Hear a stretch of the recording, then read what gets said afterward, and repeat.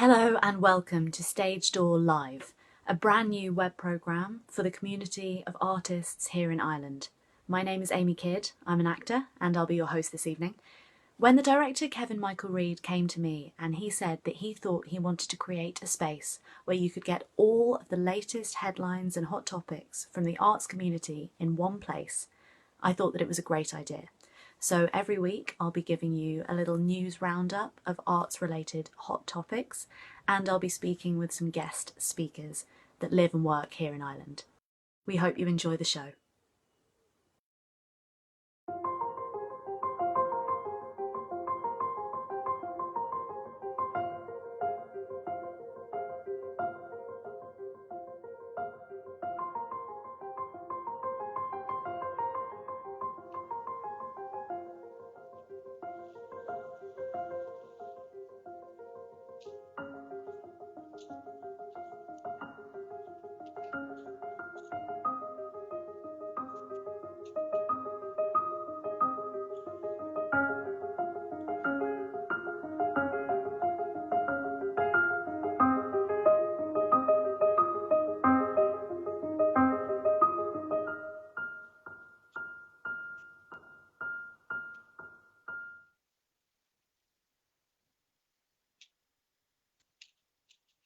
Hello and welcome to another episode of Stage Door Live. This week we have a slightly earlier start time because we want to catch Deer Island.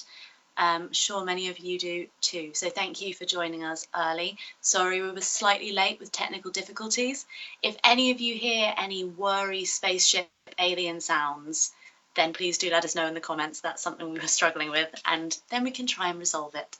So, we're very excited for this very special episode with a spotlight on festivals.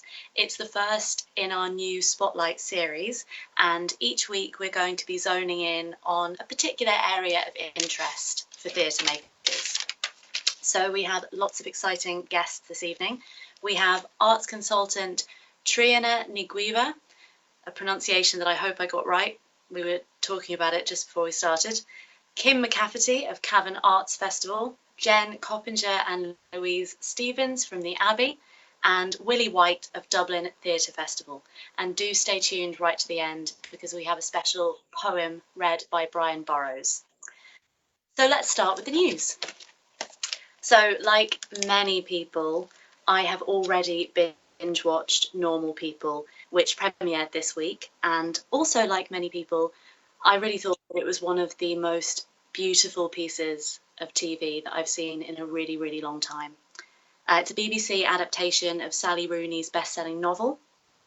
There is an incredible cast led by Paul Mescal as Connell and Daisy Edgar-Jones as Marianne, both of whom deliver stunning performances from start to finish.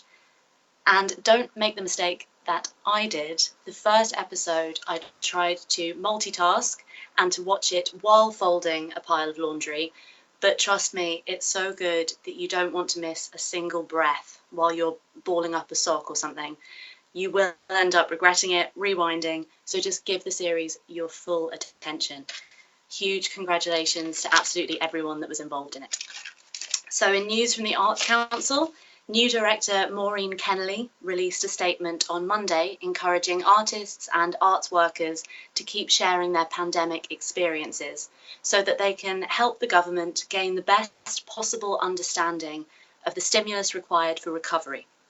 Kennelly's statement, referring to findings from surveys conducted in response to COVID-19, said, "We've learned that 19,000 days of paid work has been lost, and that's just to the end of April. 2.4 million members of the public will lose out on artistic experiences. By the end of May, 55,000 people of all ages will have missed taking part in workshops and classes. A potential income of €6.4 million will be lost from cancelled activities to the end of May." Wow. She goes on to say, "Remember to rely on the currency of kindness now more than ever," which is very nice and very true. And hey, at least those of us working in the arts are pretty used to being paid in kind. So I'm sure we'll adapt to that and embrace it wholeheartedly. In the world of funding, the Arts Council and Arts and Disability Ireland have announced the awarded artists of the 2020 Arts and Disability Connect scheme. 14 artists will receive €39,350 through new work, mentoring and training awards. This is a €10,000 increase from last year.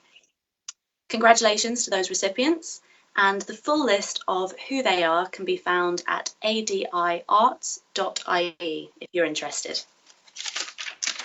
The Arts Council also announced yesterday that due to the considerable uncertainty regarding programming for both 2020 and 2021 brought about by the COVID-19 crisis, the application for the touring and dissemination of work scheme will be deferred until later this year, which will come as a little bit of a shock to those that were in the process of completing their applications, as it was only last week that they tweeted a reminder that application would close at 5:30 on Thursday, April 30th. So on Friday, an online art auction experienced unprecedented demand.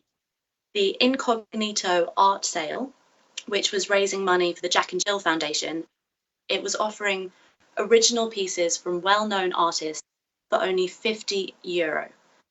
So the identity of the creator was only revealed after the purchase was finalised, which is a very cool idea.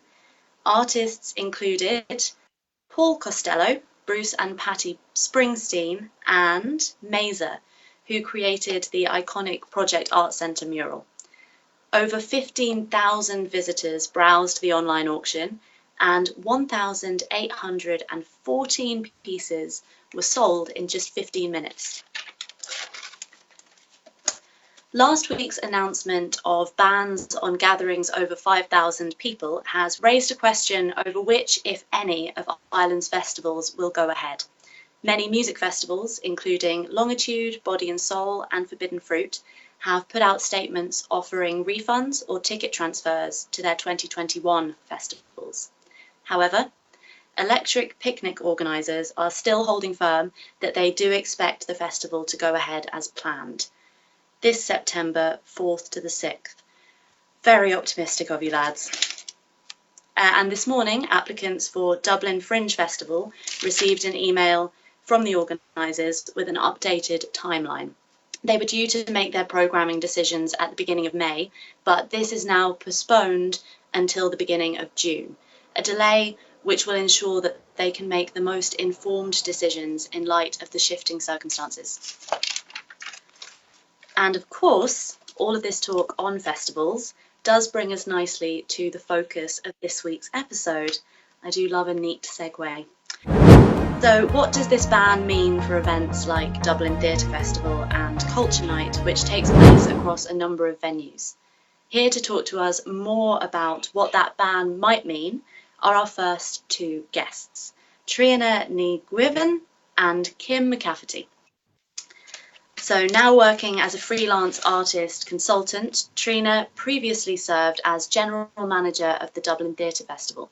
She is also an active member of Mothers Artists Makers and works on First Fortnight, mainly in governance and in finance.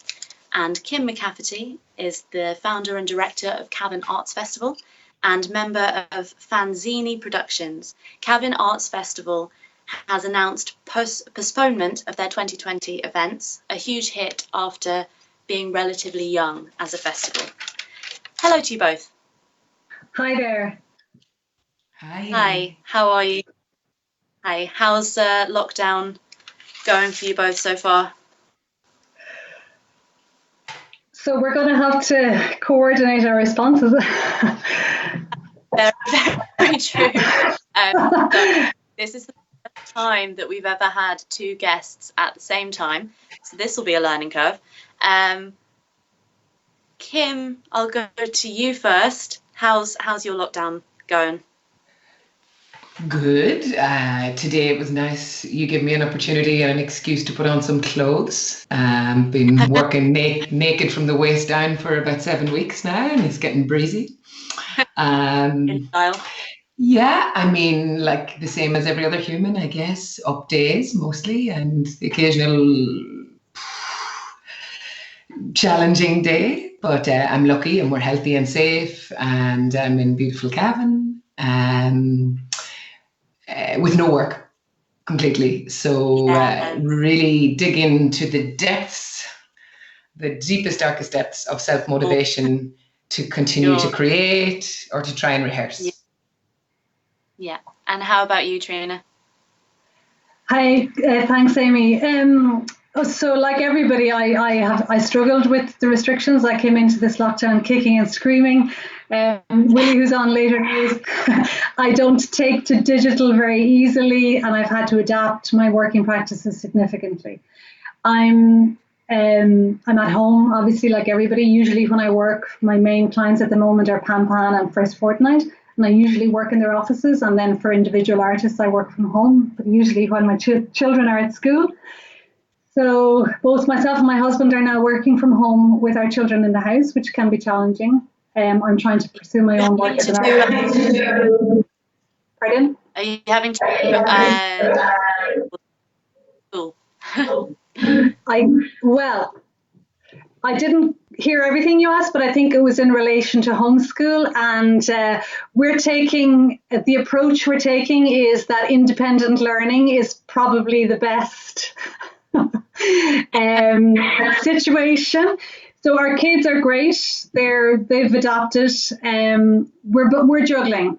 So we're juggling like everybody. But to be honest, I can't get over that we can actually do this. So I'm part-time.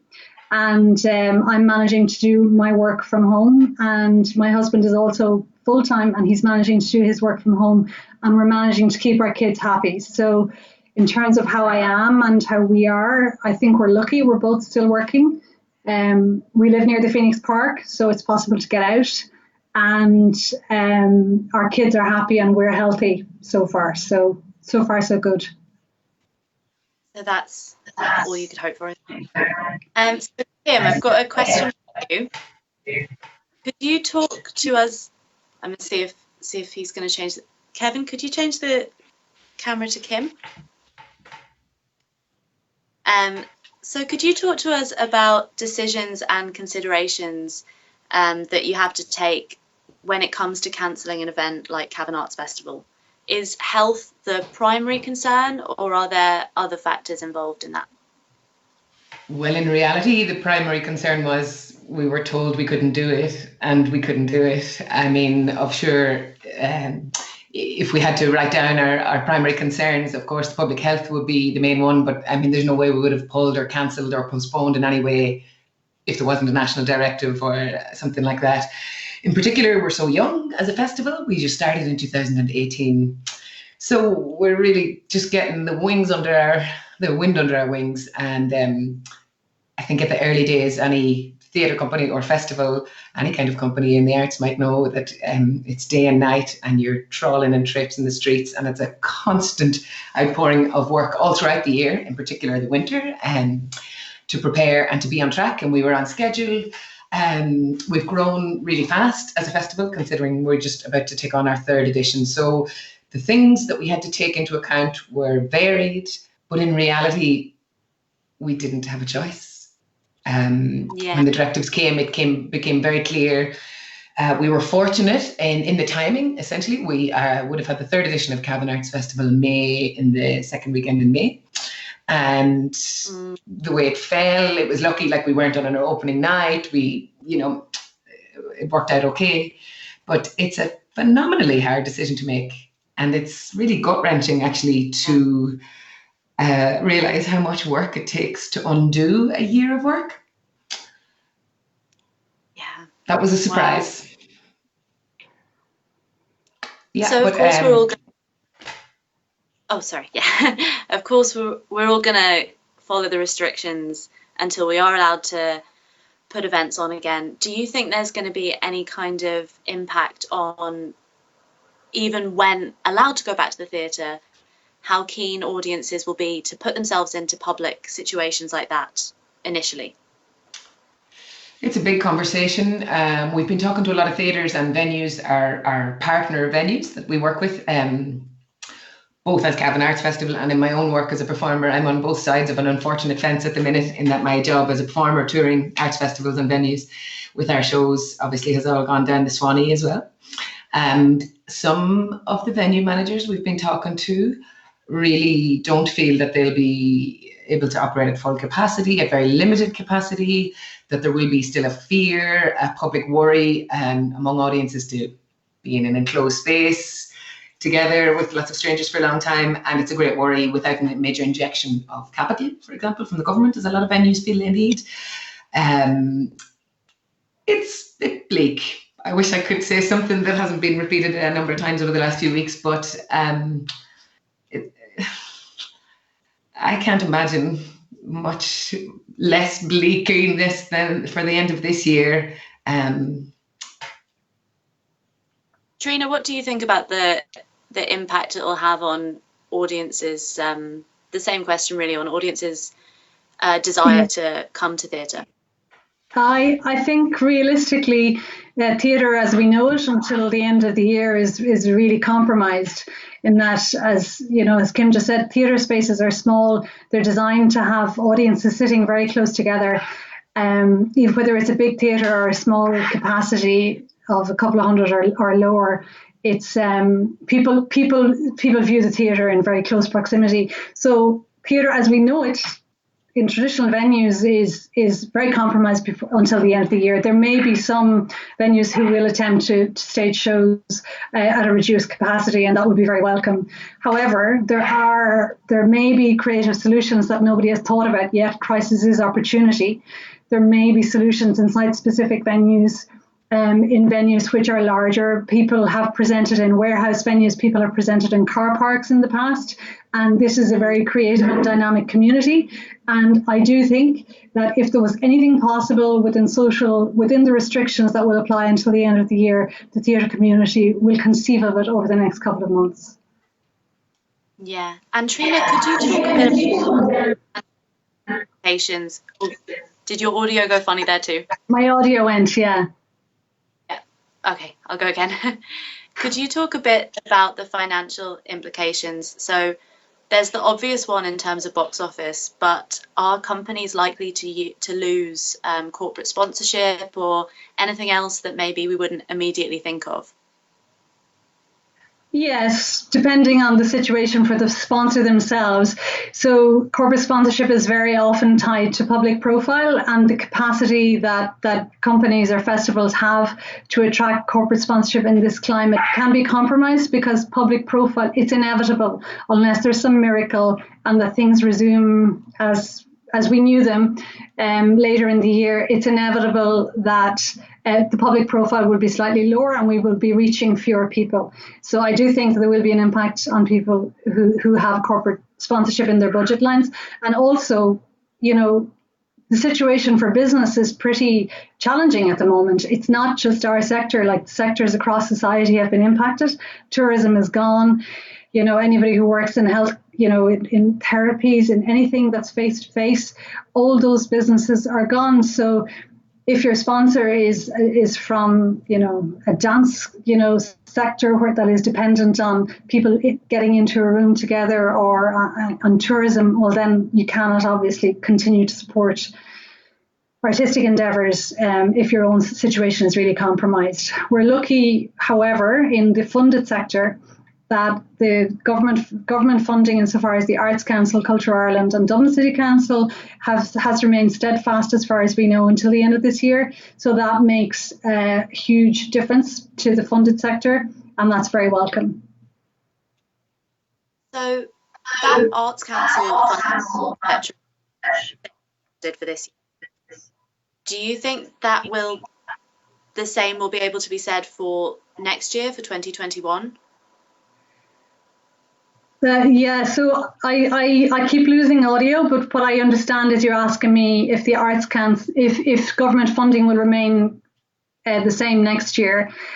We are looking down the hard, cold lens of a recession. There's no two ways about it. Government is spending a lot on very welcome subsidies for people who have lost their jobs. And I think it's a really good move on government's part. I'm hoping that the arts funding will be seen as a crucial in terms of the infrastructure. The arts are huge employers, and I'm hoping that government will maintain its funding to the funders, so that the Arts Council's funding will be maintained, Culture Ireland's funding, Dublin City Council, all the other funding agencies. I'm hoping that will be the case, but it remains to be seen. It really, things could shift quite a lot for the Exchequer next year. I would hope that it would be seen as priority as well, because after a period of social disconnection, I feel like it's really important to then have the arts there as a point of connection for our society. So hopefully it will be seen. Yeah. Absolutely. Sorry, go on. We as a society and as individuals will have a huge amount to process after we come out the other end of this, whenever we do. And arts and culture is a way for people to access processing of effectively trauma, which many people are experiencing at the minute. And I hope that the value of that will be recognised in real terms. And by real terms, I mean financially, by government. And I'm confident about the agencies who fund us. Good. Kim, so kind of leading on nicely from that, the arts are so important to communities, and especially I'd say to communities, you know, outside of Dublin, where like within Dublin, we have a much more constant opportunity to be exposed to arts and culture, but the loss of a festival like yours to a community like Cavan, what impact do you think that will have on the community, and what do you think can be done to try and balance that out when this is over? Increased investment, increased support.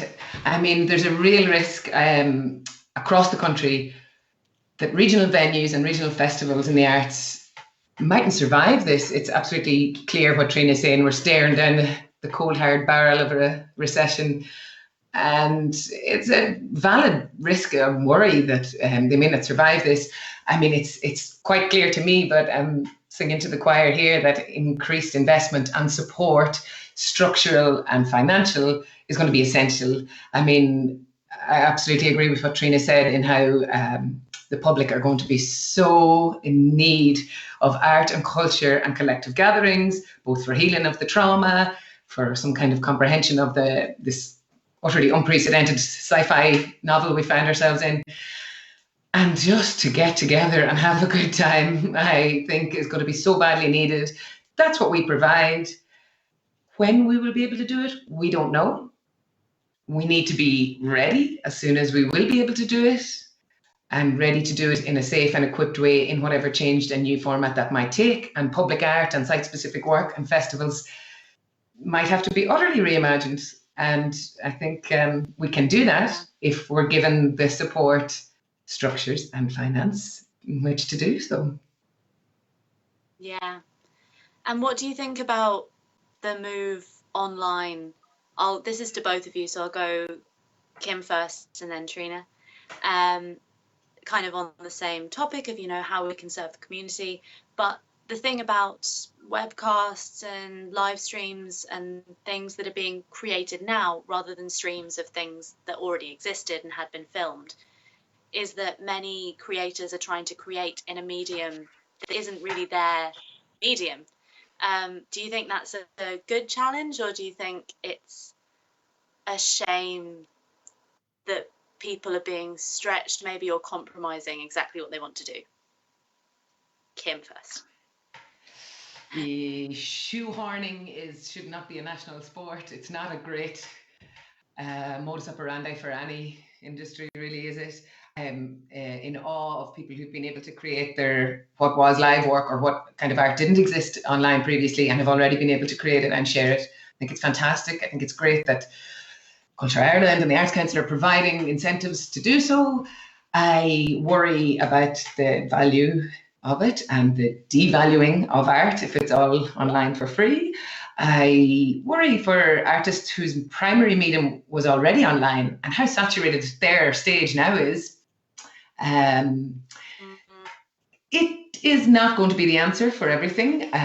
We're still trying to figure out with Cavan Arts Festival how or if we might look at the future of sharing art online or not, or how. And likewise with fanzines, with our live shows, which are very much made live shows. I think it'll be an interesting process to watch how creative people can get with it and how it'll develop. And also an interesting conversation I had recently was a woman with her 12-year-old daughter at home.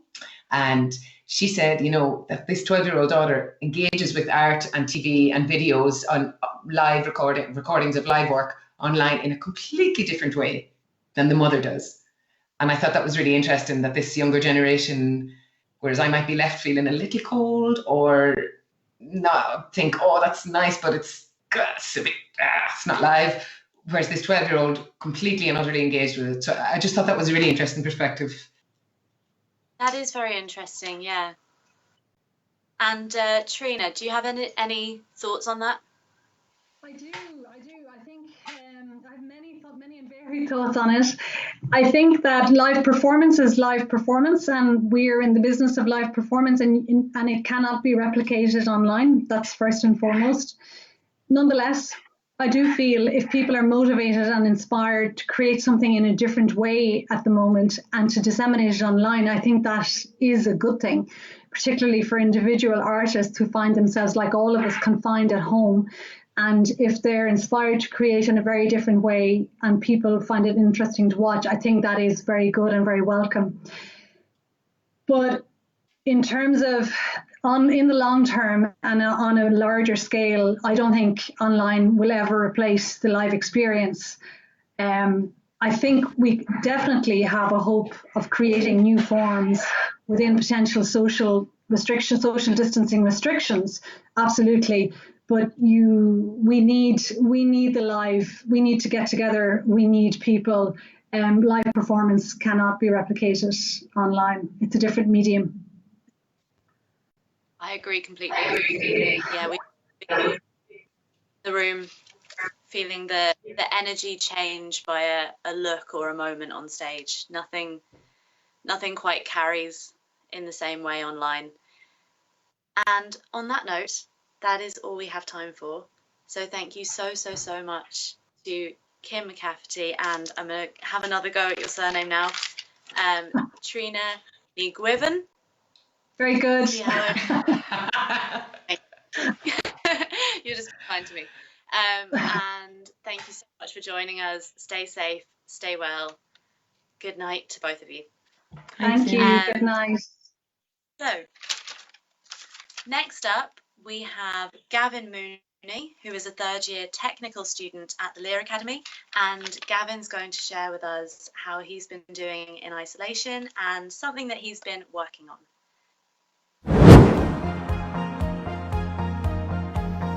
How's it going, folks? And I hope you're all keeping very safe and well during this challenging time for all of us.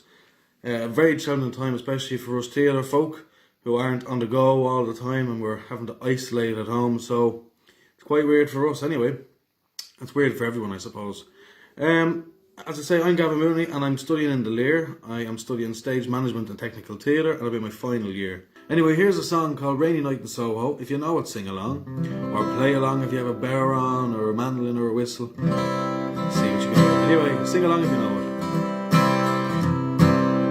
I've been loving you a long time.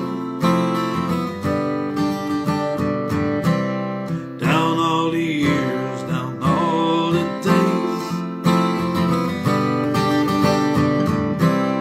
And I cried for all your troubles. Smile at your funny little ways.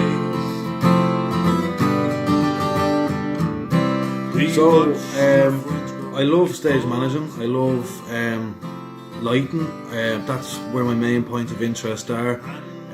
Mainly just working with people and working in theatre, because that's my main passion, you know. I was always given a piece of advice years ago saying, if you enjoy your work and if you enjoy what you do, you'll never work a day in your life. Now, as we know, it is quite demanding and things change all the time, but that's just a part of the gig. But there's nothing better, nothing more satisfying than having a show, seeing the whole process and it getting up on its feet and running away with it. So that's why I'm in theatre. It changes every day. Every day is different.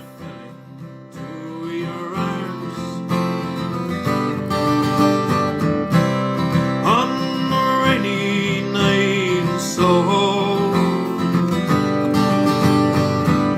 the wind was whistling all its charms. I sang you all my sorrows.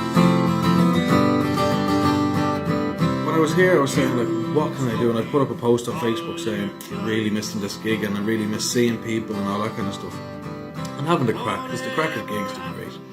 So I put up a post, people said, why don't you not put up a couple of videos? And I got sent in tons of requests. So I said, yeah, I'll do a Corona ballad a day kind of thing. So I've done that for a week and a half to 2 weeks. And I said, right, I'll give it a break now because people probably get sick of it after a while. So I said I'll go back and do it this week, you know. But the response was fantastic, and I'm very grateful for everyone who's seen them. So if you've seen them and if you liked and shared, thanks very much. And I said back doing it again. So send in your requests to me, and I'll gladly do a song for you. And if I don't know it, I'll learn it because I have the time to do it now.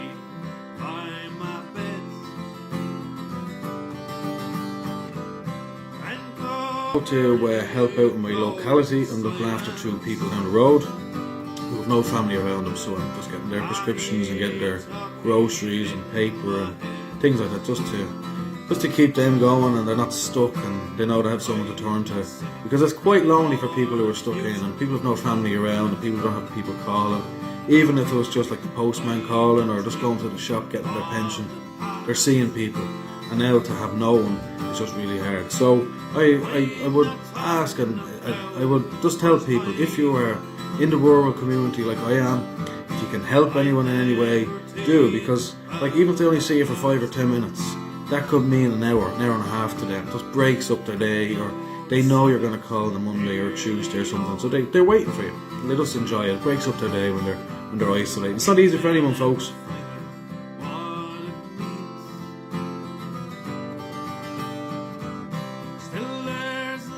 So it's actually kind of weird because even though we're isolated, I think as a community and as a country, we're all actually coming together. Because we have social media, we can talk to people, we can video call, we have Zoom, we have Skype, FaceTime, all that kind of stuff. So it's great that we can keep in contact. So let's just keep on what we're doing and hopefully we'll be alright very soon.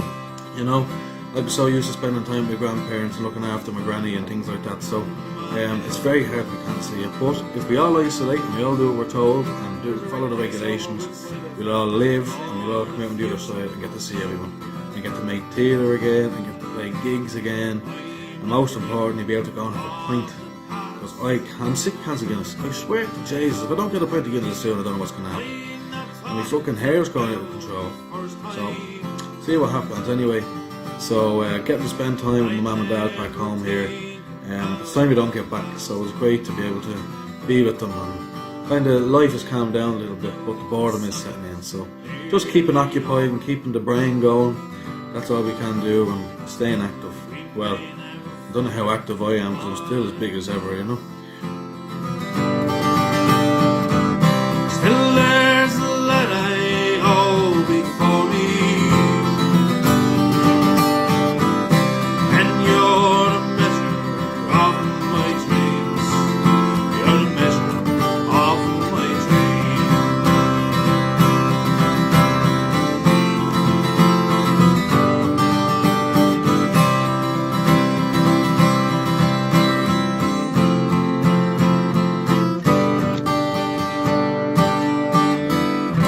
There's a Rainy Night in Soho, written by the fantastic Shane McGowan from the Pogues. Look, thanks very much for having me on, folks, and I hope you all keep safe and well. I look forward to seeing you all when this is all over. Take care, folks, and stay safe and wash them hands. See you now.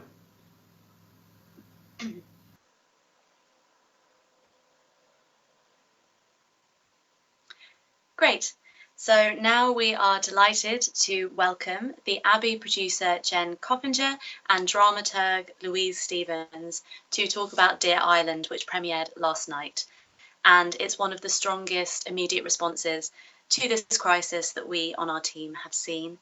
We're big fans. The second instalment is on at 7:30 tonight. I already mentioned that's why we have our earlier start time this week. We're going to be watching it straight after this. I'm sure many of you will also. So before we get started with our chat, I just want to play the Dear Island trailer, which was created by the Abbey, and the music was composed by Ray Harmon and the graphics by the Irish artist Meza. Here we go.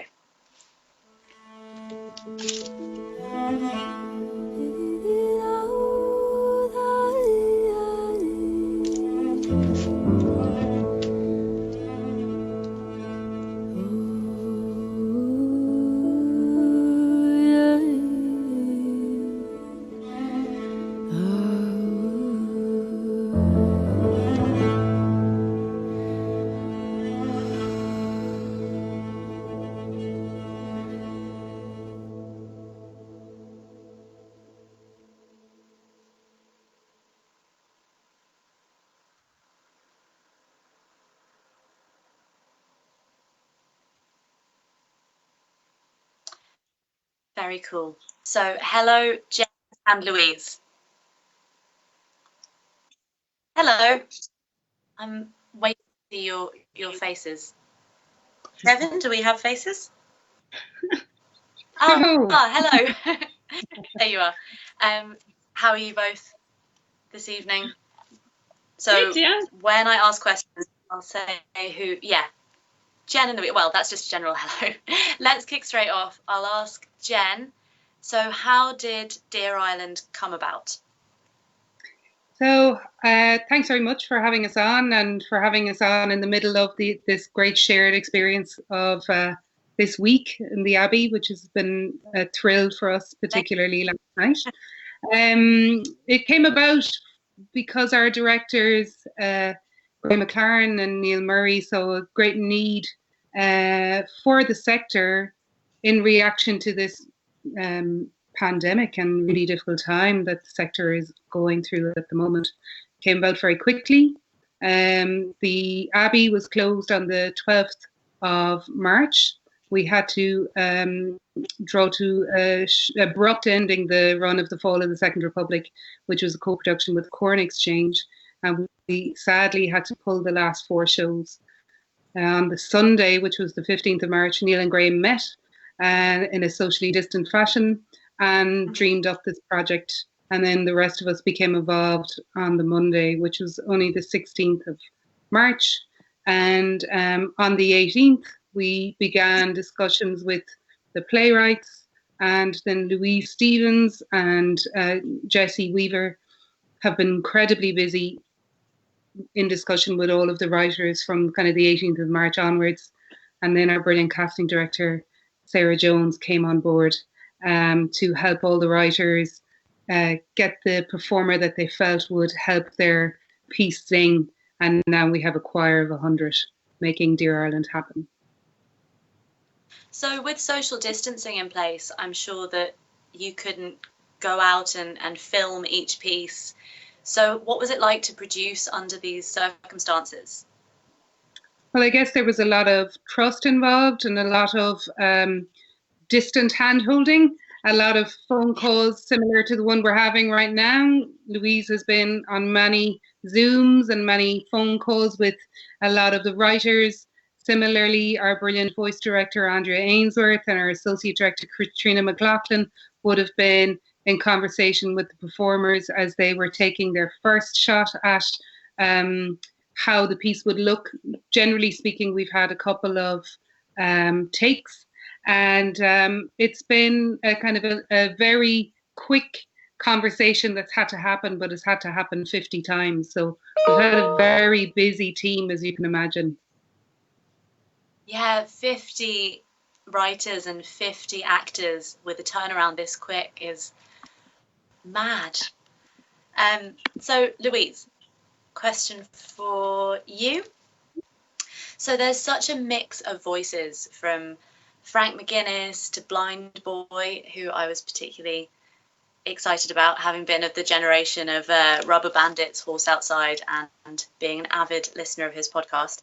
So from a dramaturgical point of view, what was it like? Did you think it was really important to get a real range of voices?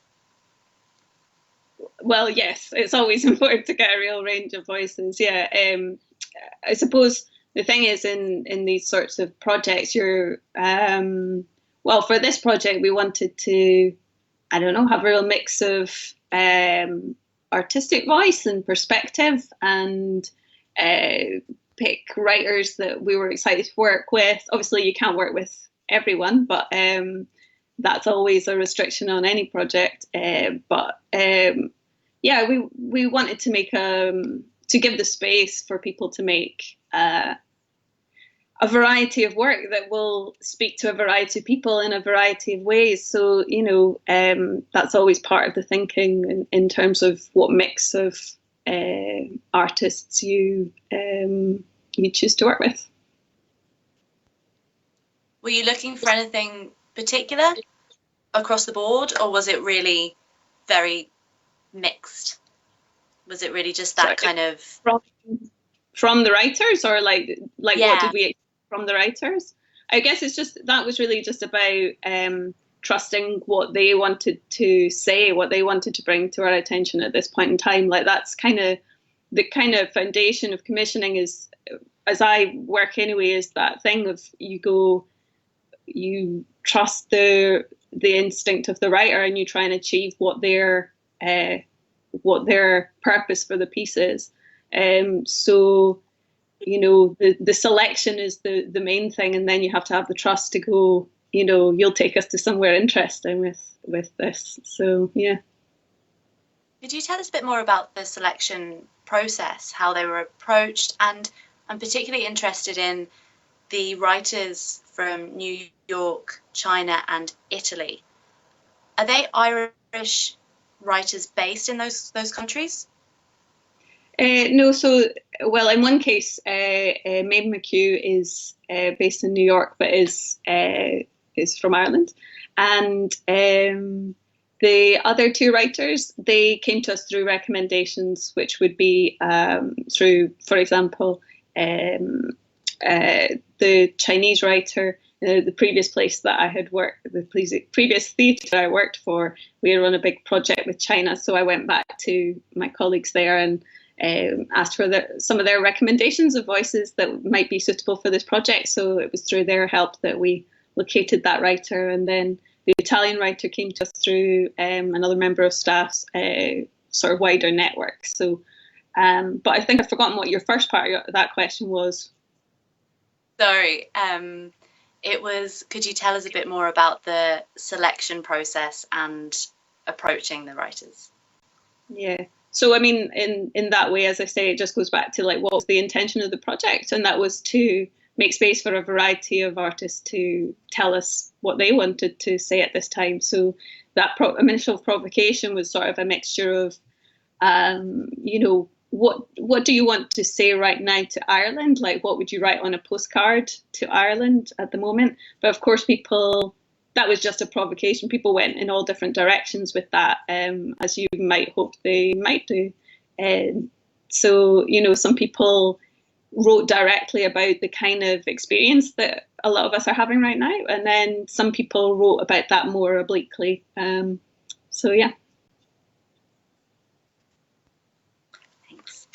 And Louise, what have you found would be particular challenges or potentially benefits for the performers in this particular project? Well, I suppose I wouldn't feel like I was the person to talk about what the performer's experience would be. Sorry. I mean, sorry, that was a... I think my audio was cut out at the beginning. That was to go back to Louise. When producing and working with... Oh, sorry. That's okay. Jen, I'm so sorry. So that's okay. I guess in regards to some of the performers, they might have a long-standing relationship with the writer. So, for instance, Gina Moaksley has directed Timmy Creed's brilliant Spliced, so they have a shorthand. Similarly, Owen McCafferty and Paddy Kane would have worked together on a number of occasions. So that is kind of a very easy mix, and the actor feels very at ease with knowing what the knowing what the writer will need with the piece. There was some matchmaking made by our brilliant casting director, Sarah Jones. That was very much having a long conversation with the writer and knowing how to match correctly. And that's what she does all the time as the casting director. So I think that for the performers, probably big challenge are really practical ones, having a quiet space, having time to learn off the piece. 10 minutes can be a lot to learn. And in this kind of, some people have great spaces that they can film, like Timmy Creed in beautiful County Kerry, and other people might be in very small apartments with very little kind of background that they can use. So it was about trying to embrace, I suppose, the limitations and to work with the limitations as much as possible. Yeah, and it comes to mind as well, no costume designer, no set designer. So I suppose those things were just ongoing conversations between everyone. Yeah. To come. Yeah. Yeah. Great. And I mean, the intention of this was really to try and make work in a quick, responsive way. So we really wanted for this to be a dialogue to take place between the writer and the performer. And that is this particular project that we're doing. We're trying to adapt to new situations that we've been thrown into by this pandemic. That doesn't necessarily mean that we will repeat Dear Ireland time and again. We might have to adapt with another project. We may not be doing another online project straight away. Who knows? It's such an unknown future that we're all in at the moment. But for this project, we felt that this was the right approach here and now. And there was a lot of thought brought in by all of the team about the 3 minutes, a break in between, the online chat that would happen, our fab Con Doyle doing the introduction. So, this has been a really steep learning curve for all of us at the Abbey, because obviously we're not an online platform provider, but it's been a really worthwhile, artistic and very exciting theatrical experience for us to make, because it's been made particularly for this format. So Graham and Neil described it as a conversation with the nation, which is a lovely, lovely phrase, lovely way of thinking of it. And so how can the nation continue the conversation? How can we respond? I suppose in the first instance, hopefully in about half an hour, people will sit down in their living rooms or at their desks and turn on our YouTube channel and respond immediately by maybe just taking it all in and feeling all the emotions that the performers and that the writers have provided. In the next instance, they might want to contribute to the online chat. We always welcome feedback, but it's very much like any piece of theatre we make. It's for an audience to respond to in the way that they see fit. So we'd welcome, that'd be lovely to get some emails from folk as well. But it's very much to try and, I suppose, give a balm to the nation at the moment, that theatre is on, like most things, on a bit of a hiatus at present, but it will come back. And in the meantime, this is what we want to provide. And Louise, I haven't said the wrong name this time. It's actually a question for you. So this live stream and others like it around the world are really pushing the boundaries of what we consider to be theatre. I know many of us feel that it will never overtake the live medium. But do you think kind of dramaturgically that it might influence theatre going forward, this moment in time?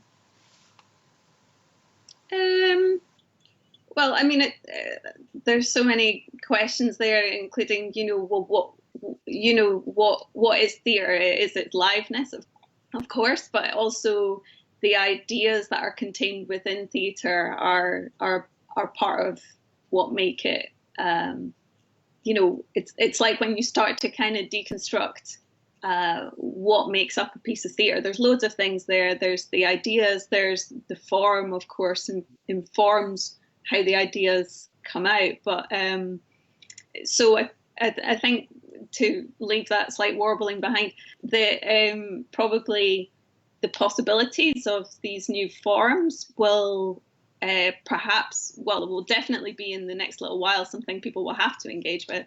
I guess none of us know what the kind of lasting legacy of this period of time will be. I mean, on all levels, on kind of emotional level, on in terms of how technology comes to influence the way that people think about their work.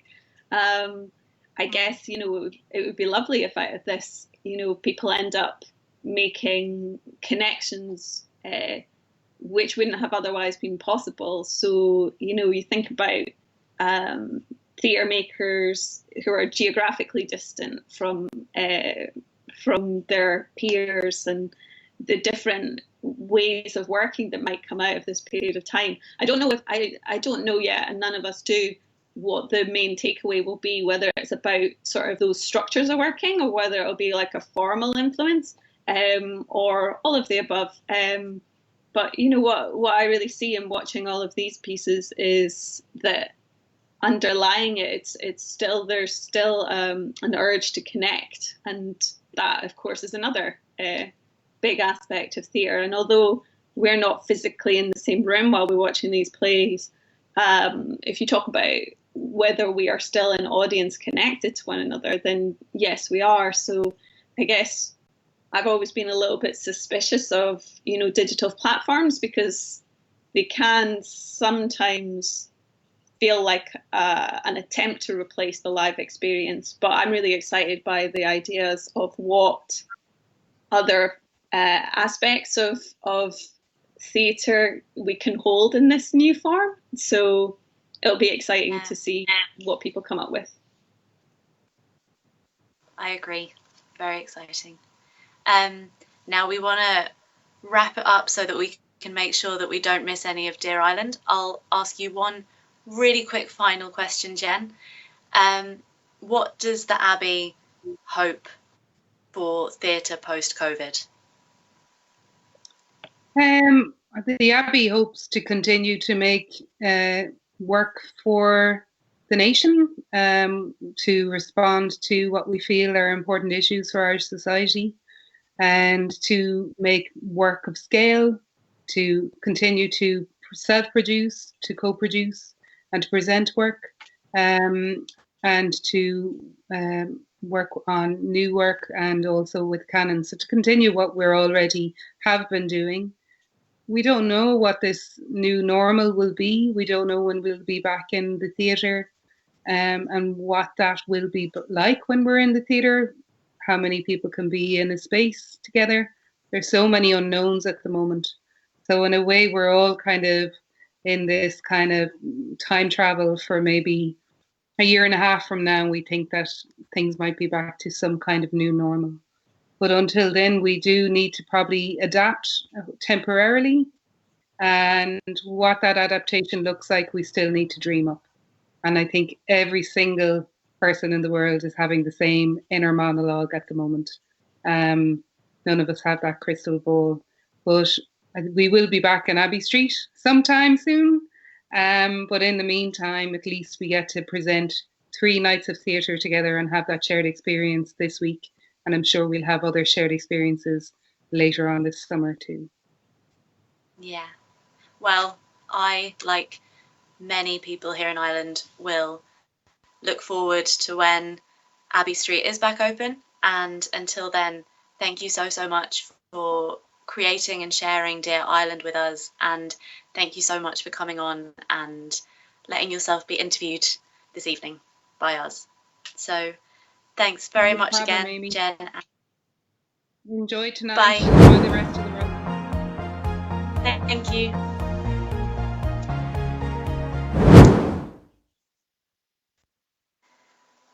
So thanks again to Jen and Louise.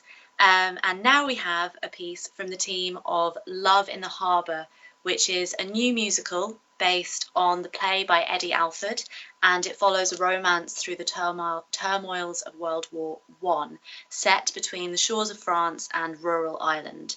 So let's have a look at that. My name's Danielle Morgan. I'm a singer-songwriter, grew up in London, and my family are from Tipperary. I'm John Merrigan, I write with Danielle, and I'm from Dublin, and we're delighted to be with you today.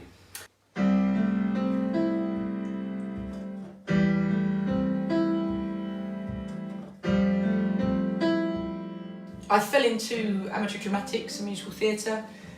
Was lucky enough to audition for the Brit School in Selhurst, and then on my travels auditioned for John's band in Dubai, and we started our musical compositions together really, and that's how we continued. Yeah, and our normal work we do is we write lots of songs, we do gigs, we've recorded a few albums, and we've been lucky to record in places like Abbey Road and so on. So that's our normal work, but right now we are working on this really exciting project called The Story of Love in the Harbour. My tears, oh, what about me? What about my hopes, my dreams? Oh, where were you to dry my tears?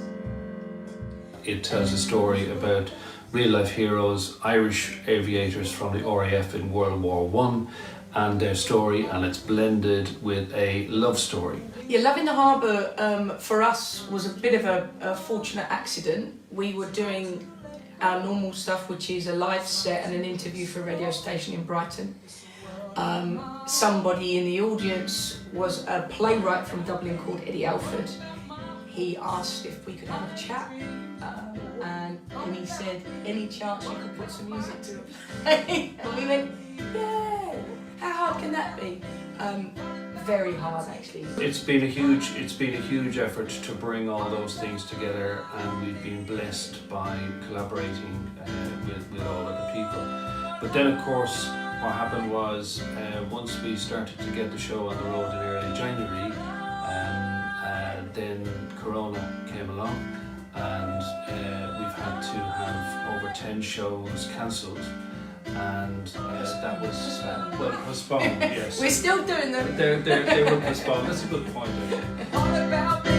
What about my hopes? What about me?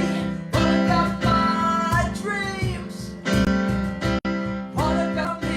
And everyone was excited, and especially we were excited because the reaction from the first few shows was so positive. But basically what we've decided to do is that we are going to make the best use of this time, and we are workshopping the show further. We've done some rewrites of some of the acting, added some new music, and we are also liaising with a whole new set of theatres as well as the existing theatres to bring the show later in the year back on the road in the UK and into Ireland and into 2021. So we've been doing a lot of things in isolation, and what else have we been doing working together with people? Well, I mean, to keep it a little bit real, myself and John, we did really feel it when obviously Corona hit, and so did the cast and the crew and orchestra. And we thought, well, what can we do to keep our spirits up? What can we do to still get out there?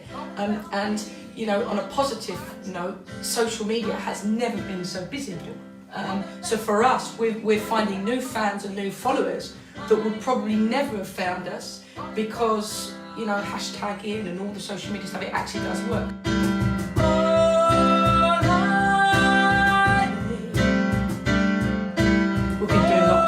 We've been doing requests. There's been some people writing in that were their families where people were sick in hospital, so we've done some requests for them. Thank God they recovered from the virus. So we've been doing lockdown music, and we've been, you know, promoting ourselves, I guess, like everybody, and just trying to keep everything still going. We're still doing Monday to Friday working, and we're just working in a slightly different way.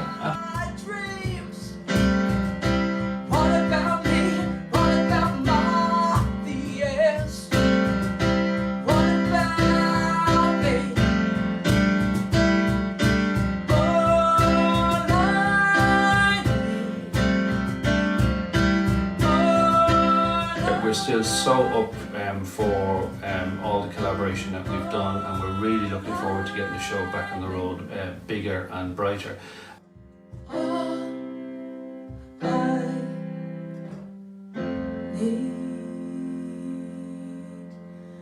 Hope you like that. Thanks for listening. Thanks for watching. Thanks. And if you want to get us on social media, just search Love in the Harbour or Fat Dan Music or The Real Danny Morgan. We really look forward to touching base with you and connecting. Bye. Bye.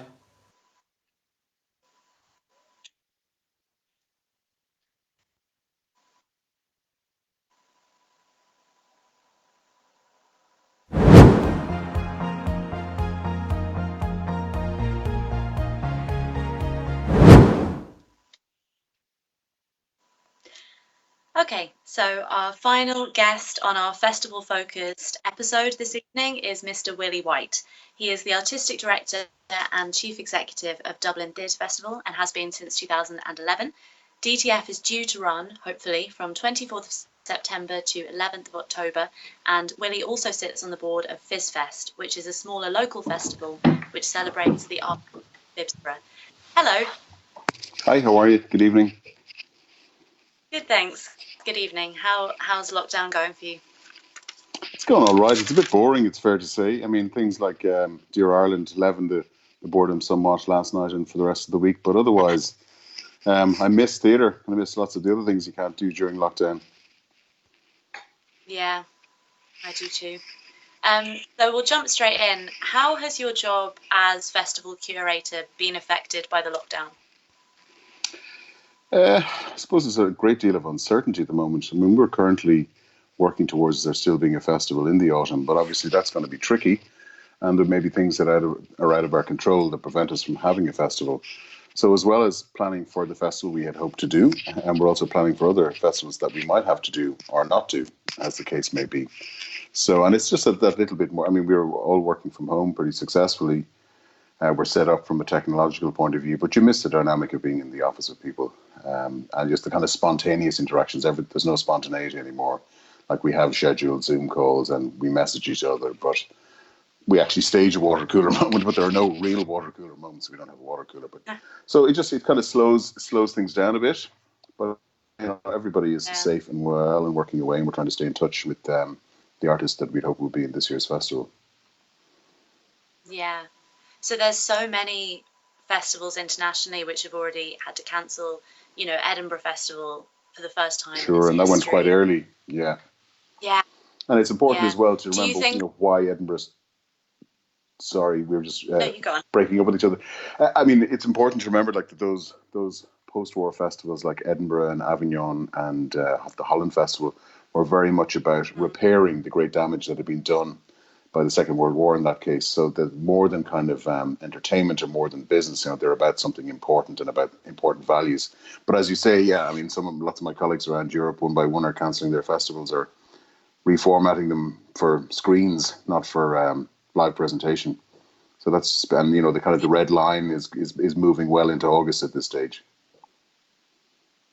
Yeah, it's interesting you saying that about them coming post-war, of that kind of coming together, international solidarity and celebration of the human condition. It does feel so important to be experienced with other people in the flesh, doesn't it?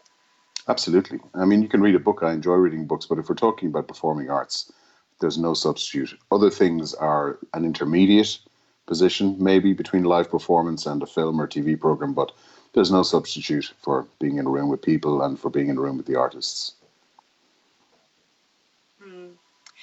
So on our episode last week, we reported that at a New York Times roundtable, Professor Z.K. Emanuel predicted that gatherings like concerts and sports events wouldn't be back up and running in the States until autumn 2021. Do you think we're looking at a similar timeline here for The honest mass gatherings? The honest answer is I don't know, Yeah. and I don't think he knows even. I mean, obviously, the purpose of that roundtable, which I also read the proceedings of, was for people to introduce provocative opinions. But certainly, you know, it doesn't look like we're going to be back to what we understood normal to be before anytime soon. Yeah.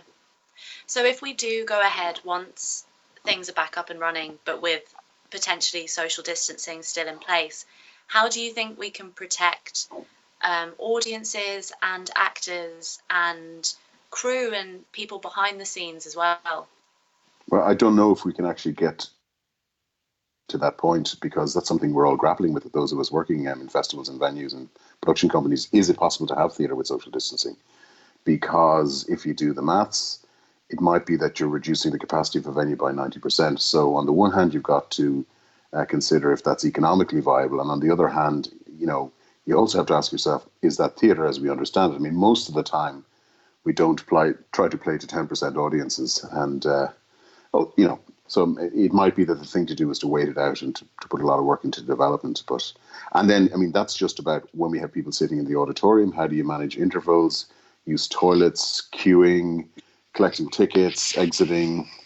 It's just a whole other kind of level that maybe just won't work. I mean, I think, of course, as people feel really, really kind of compelled to get back to performance if they can. But these are considerations that we may not be able to overcome this in the short term. In the long term, and that's the thing, I think that's the most important thing, is we have very real short-term challenges, but we should be thinking, if we can, of the medium and the long term, because we will be back. And it's a really important moment not to surrender those values that performance and gathering are about. Sometimes you read a kind of I would call it a slightly defeatist tone, where people go, we're going to have to fundamentally change what we're doing. There's something, as if there's something wrong with it, as opposed to the fact that, a once in a lifetime, once in many generations crisis has made really problematic, not just theatre, but anything to do with gathering, sports, restaurants, pubs. I walked down Henry Street earlier on, there's hardly anybody on it, that kind of thing. So it's, I think theatre, of course, it's kind of, it flatters theatre or performing arts. We would say that wouldn't be, but I think will be really important when we get back to something like a normal, and we need to kind of hold on to each other and carry each other through this, and remind ourselves that theatre is a civic event and gathering is an important thing to do. And that it's also, like we're looking at screens all the time. Who knows what algorithms are in between us and the information we're receiving. I think theatre is it's got all kinds of other things going on, but it's a much more democratic, civic space. And I cherish that as I've experienced it all my life. And I look forward ardently to returning to some credible version of that. Yeah, me too.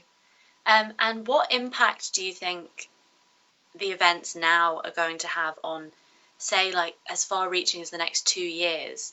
Do you think it will have an effect on the way theatre is made, even when it's not to do with regulations? Do you think it will just seep into the way we start working?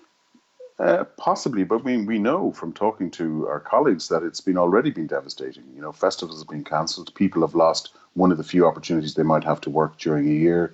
It's not just artists and creatives, performers, but it's also all the technical people that support theatre. It's a very labour-intensive activity. And, I suppose you hear the Restaurant Association, nothing against them, on the radio talking about what would be needed to get them back on. But you don't have the same sense of an appetite for thinking about how we're going to put culture, which is the best of times is taken for granted and underfunded. How are we going to put culture back on the agenda and back on a sure footing into the future? Unfortunately, what this crisis has done is that it has amplified the fragility and the fragile working conditions we've all been working on, particularly freelancers and independent artists. But in terms of like how long it's going to last, I don't know. It'd be really boring, I think, probably to have loads of COVID art afterwards. I mean, I think any artist would probably want to approach it more laterally and think about, what this has really brought to the fore for us, the things we've taken for granted, the easy and casual way we could gather with people we didn't know before, the fact that I can't visit my mother, she's cocooned for the last 6 weeks, the fact that people can't do things that they took for normal. And that even when you meet people, there's a kind of a reservation that you wouldn't have had before. You're saying, do I have something that I could give them? Do they have something? It's just really kind of, particularly cities, which are places for strangers to gather. It really puts the dampeners on that. Yeah, it'll be really interesting to see the responses that maybe don't seem directly about COVID, but are about the feelings or the circumstances that has brought on in the consciousness. And can I ask you about FizzFest? So you're on the board of FizFest, the Phibsborough Festival, and Phibsborough seems to have really kind of become quite a buzzy place in terms of the arts, with the new Bohemian Theatre. And do you think this is is FizFest cancelled? Oh yeah, FizFest was one of the first to cancel way back in March, I think it was, not long after the lockdown. Well, FizFest is a community and arts festival. The reason that I got involved because literally, like I was saying, it's a way to meet my neighbours, people who live in the same community that I mightn't otherwise bump into.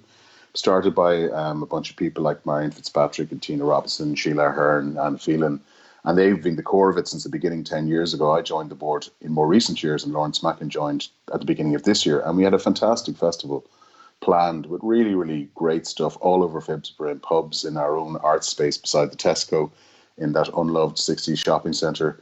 And a lot of community and voluntary effort had gone into that with the support of various businesses and other organisations in the area. And it was going to be fantastic. And that's what was, more than even the work, which was going to be great, was what was exciting me was the prospect of the whole of Phibsborough being animated and enlivened over the Maybank holiday weekend, but all this fantastic stuff. It's not going to happen now. Fortunately, the decision was made early enough so that most of the resources have been kept and the relationships as well. And of course, once we get back to some kind of version of, I don't know if we can ever talk about business as usual, some kind of an environment where we could do things again, then we'll be looking at if we can reprise some of those opportunities. But it's great. Like we had been kind of, initially it was a weekend arts festival, then subsequently it was events throughout the year. So this was going to be the first time in a number of years that we would have done this kind of intense few days of activity and over the bank holiday weekend. So it would have been great. But, it's obviously, it's for anybody who has to cancel something to put a lot of work into. It's very disappointing, but the reasons you do it in the first place are the reason that you don't give up. Yeah, totally. Well, thank you so much for coming and chatting with us. Thanks. Short and sweet today because we're trying to get in time for Deer Island. Fingers crossed for Dublin Theatre Festival, and hopefully there'll be a reprise of something for Phibsborough when it can happen. So thank you so much for coming on, Willie White. Take care. Good night. Mind yourself. You too. So, in terms of interviews, that is all from us at Stage Door Live this evening. Thank you so much to all of our guests. Thank you to all of us for tuning in at home. Just before we sign off, tomorrow is Poetry Day in Ireland, and this year's festival will be taking place online, like everything else. So this year's theme is There Will Be Time, and their virtual events include a poetry workshop for beginners and some video readings from the short poets for the Moth Poetry Prize. So it's now in its 6th year. Poetry Day 2020 will be dedicated to the life and work of the award-winning Evan Boland, who sadly passed away earlier this week.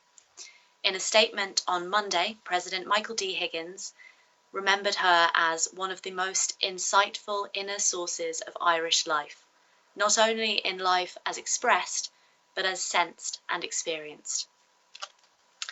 Coincidentally, we also had the idea last week to start ending each of our episodes with an actor sharing a poem of their choice with you all. So it's even more appropriate to have our first one of these on the eve of Poetry Day. So here to end our episode is Brian Burrows with a reading of Poem for a Goodbye by Norman McCaig. Good night from me, and I hope to see you all next week. There we are. How are you folks?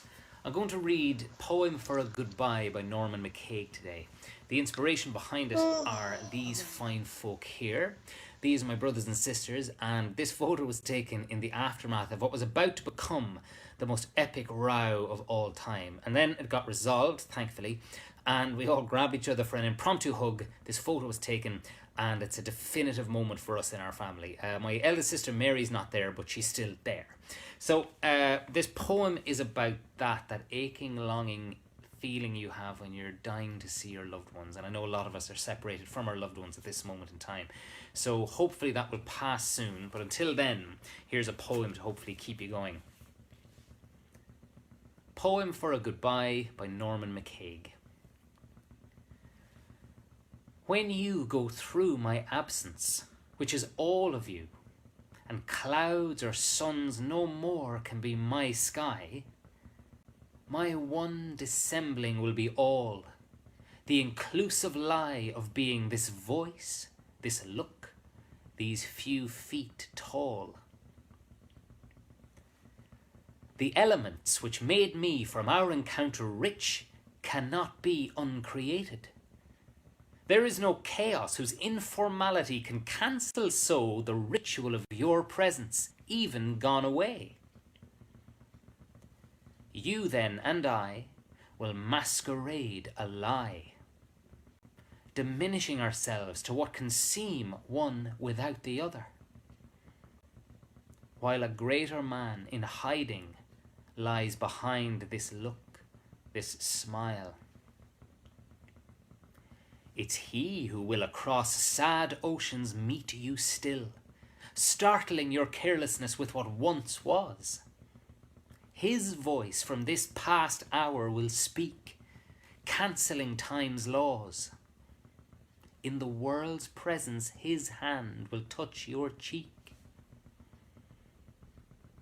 You leave behind more than I was, and with a kind of sad prevarication take with you more than I'll be, until that day when nothing's to do but say at last, and we are home again. It's quite beautiful, isn't it? So I will love you and leave you with that. Take it here from me and Chewy, who's keeping me company in these COVID times. So look after yourselves, be kind, be safe, stay well, and hopefully we'll all see each other soon. Good luck.